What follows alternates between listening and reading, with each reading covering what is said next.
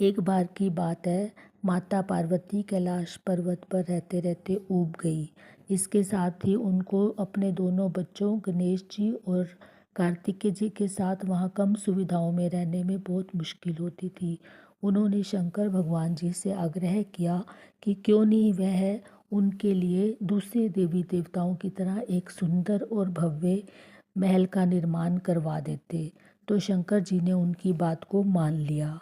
इसके लिए सबसे पहले ब्रह्मांड के सबसे योग्य वास्तुकार विश्वकर्मा महाराज जी को बुलाया गया और उन्हें कहा गया कि माँ पार्वती और शंकर जी के लिए वो एक भव्य महल का निर्माण करें। तो विश्वकर्मा जी ने सबसे पहले उस महल का मानचित्र यानी नक्शा तैयार किया और शुभ मुहूर्त निकाला। भूमि पूजन के बाद बड़े जोरों शोरों से काम कर दिया। यह महल माँ पार्वती और शंकर भगवान के लिए बनना था, तो ये कोई मामूली बात नहीं थी। इसलिए महाराज विश्वकर्मा जी ने सोचा कि वह इस पूरे महल को एक सोने की धातु से ही बनाएंगे, इसमें और कोई धातु यूज़ नहीं करेंगे। और इसके लिए कुबेर जी ने भी अपना पूरा खजाना वास्तुकार विश्वकर्मा जी को सौंप दिया और विश्वकर्मा जी ने कुछ ही दिनों में महल तैयार कर दिया। जब माँ पार्वती ने देखा तो वो बहुत खुश हुई। उन्होंने सोचा कि अब क्यों ना गृह प्रवेश की तैयारी की जाए। तो उन्होंने सब अतिथियों की एक सूची बनाई और उनको आमंत्रित किया।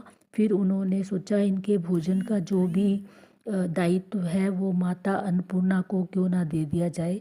तो वो माता अन्नपूर्णा को सब अतिथियों का भोजन बनाने का दायित्व दे देती हैं। इसके बाद उनके पास सबसे बड़ी एक जिम्मेवारी थी कि इस महल में गृह प्रवेश की पूजा का काम किसे सौंपा जाए।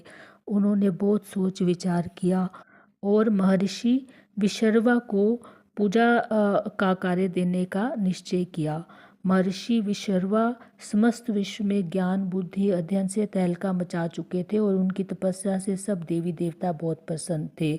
मुनि विशर्वा श्रीलंका में रहते थे, तो माता पार्वती ने उनको गृह प्रवेश की पूजा का दायित्व देने के लिए आमंत्रण भेज दिया। अब गृह प्रवेश का दिन आया, सब कार्य बहुत अच्छे से हो गया और सब अतिथियों ने भोजन ग्रहण किया।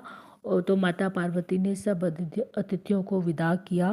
अब महर्षि विश्वकर्मा को विदा करते समय माता पार्वती ने उनसे पूछा कि आप बताइए आपकी दक्षिणा क्या होगी।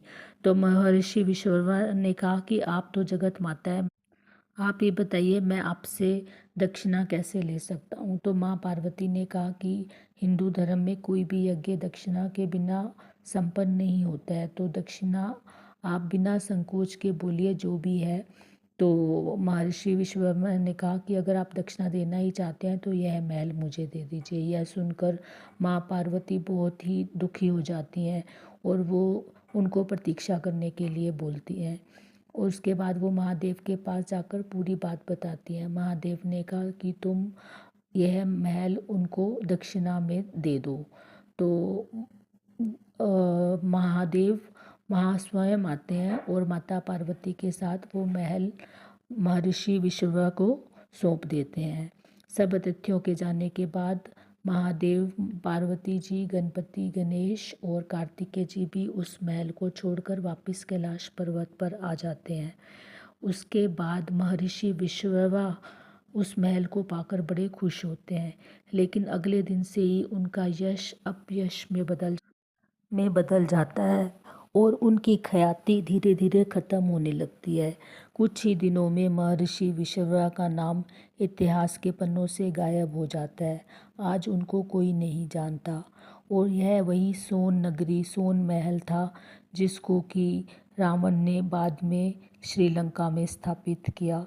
So this was the story of today. Thank you.